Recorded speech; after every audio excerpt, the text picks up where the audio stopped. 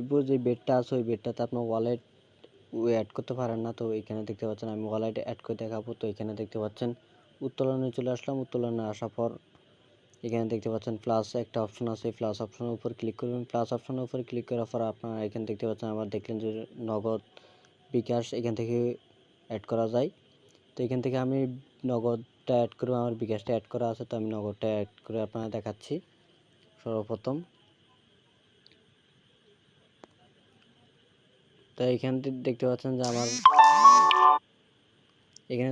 যে আমার পাসওয়ার্ড এবং ফোন নাম্বার দিয়ে দিচ্ছি। তো আপনারা অবশ্যই মনে রাখবেন যে পাসওয়ার্ড আর ফোন নাম্বার যাতে কোনো সময় এক না হয়, এবং এটা মনে রাখবেন যে আপনাদের একটা ওয়ালেটের সাথে আরেকটা ওয়ালেট এবং অ্যাকাউন্টের সাথে ওয়ালেটের নাম্বার যাতে কোনো সময় মিল না হয়। তো এখানে দেখতে পাচ্ছেন আমারটা কিন্তু জমা দেওয়া হয়ে গেছে। তো এখানে দেখতে পাচ্ছেন আমার দোনোটা ওয়ালেট এখান থেকে জমা দেওয়া হয়ে গেছে। তো এখান থেকে আমি দোনোটা ওয়ালেটের মধ্যেই টাকা উইথড্র করতে পারবো। তো আপনারা সর্বপ্রথম ওয়ালেটে অ্যাড করে নেবেন। ওয়ালেটে অ্যাড না করলে কিন্তু আপনাদের টাকাটা উইথড্র হবে না, উইথড্র করতে পারবেন না।